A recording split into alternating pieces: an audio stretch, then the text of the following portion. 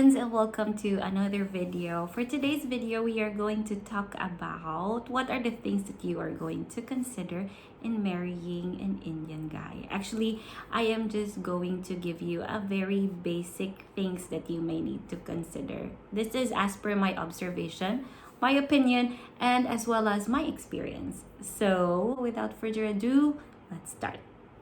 Okay, so first and foremost is actually food. So when it comes to food, we have different kind of foods. Tanga. We have like say for example, my husband is actually really fond of eating any food that goes with masala, chicken masala, beef masala, pork masala, something like that.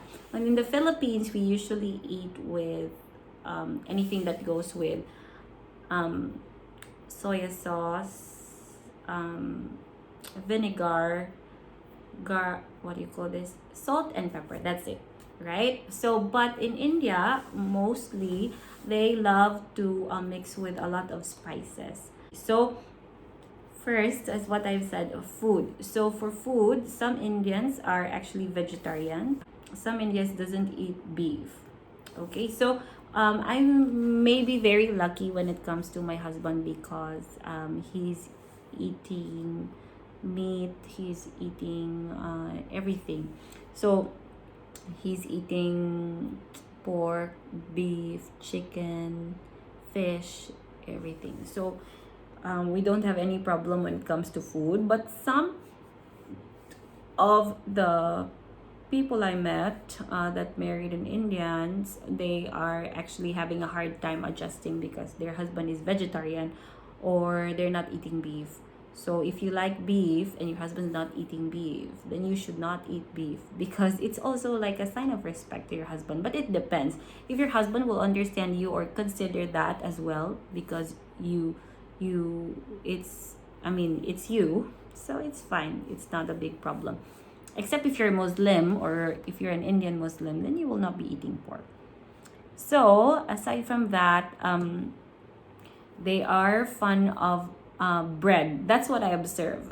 They have this naan, paratha, dosa, these things. So they have for us Filipinos, as you know, I would just want to give a little bit of what you call this comparison. So for Indians, they like to eat rice, they like to eat also mixed with bread like naan, paratha, and these things. So if they have curry, they can mix it with paratha and eat. Okay, what with the Filipinos, we actually like to eat it with rice. Okay, we usually eat bread, snacks, and breakfast with omelette like that. But yeah, that's it. So aside from that, my husband and me, or our family, is actually living in a village, so 1 hour far from the main like city. So with that said, if you're a Filipina that is in fun of eating fast food, it's gonna be difficult for you. However, you would be able to also show your creativeness and also your passion if you like to cook. So your passion in cooking. So it will not be that much very hard for you. However, you can also do like if you are going to visit the city, and you can do groceries and put it in the ref, and it's gonna be fine. So that's also one thing that you need to consider. Next, clothing. Women in India usually use shawl. I mean, not specifically most, but in our place in Kerala, mostly they are really wearing a shawl to cover, you know, this this to cover this, and also they're gonna be wearing churidar. Churidar is like, it's a long dress. I mean, in the Philippines, if you wear churidar, you don't need to wear leggings actually, without the slit, huh? But in India, it's for them. What I observe, I mean, in my husband's place, I mean, it's good to cover your back and then your front. So especially if some cousins or some friends are there, you should be wearing like the dress that they want you to wear. And also, as a wife, you should also consider that, and you should be very understanding with their culture, especially in clothing, because that's how they are. So if you are planning to get married with an Indian guy, you should also understand. However, there were some Indian people also that are not following this kind of culture, but it's their choice.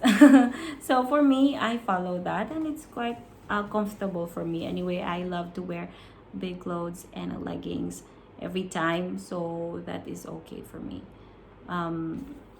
They're wearing churidar, they're wearing kurti. In house, yeah, you can wear leggings with a big t-shirt. That's how I do it in house. And if you have any occasions, they like to wear saris. But if you don't like to wear saris, you can also wear churidar. It's not a problem. And for them, also, it's not nice to wear sleeveless. Like for Filipinos, we like to wear spaghetti straps, short shorts. We are okay with it. Even parents are okay with it. Maybe if it's too much skin, like if you're like wearing a swimsuit, then it's not okay to go roam around in the mall and walk like that. However, for India, yeah, you can wear that inside your room with your husband. But aside from that, you should not wear it like that. I think it's a normal one. It's not like a very big adjustment for me, because if you know somebody is there, you should not show some skin. I think I'm okay with that. So others are saying like, how are you gonna be adjusting with the language? Okay, so that is also the thing, one of the basic things that you are going to consider when marrying an Indian guy, the language. So sometimes, or maybe all the time, you will have a language barrier, both of you, or parents and you will not understand each other. However, there will be a solution. What I did was, first I tried to learn basic words that I can use. So I take down notes. I always talk to my husband with the language that they're using, which is Malayalam. And also after that, slowly I am learning, but not like super learn, like it will just come actually. So my husband's parents as well, they are very good, and they are really adjusting to my language. So they are also learning English slowly, and I'm learning their language slowly, so we can meet halfway. You know what I mean? So say for example, my husband is not around and I am with them. So what we usually do is I am going to do a Google Translate. So in Google Translate, I'm going to type it like, what do you do? And there will be a translation, and I will show it to them. Then they will understand, and they will laugh actually, because maybe some of the translations are not really the same. So I think that is pretty much it. So for me, I can give 4 basic things that you need to consider before marrying an Indian guy, which is food, clothing, language, and also family. So I think that's pretty much it. And if you have anything that you can suggest for my next vlog, I'll be more than happy to entertain some suggestions, because I would love to share a lot of things that you may want to know. So don't forget to subscribe to my channel.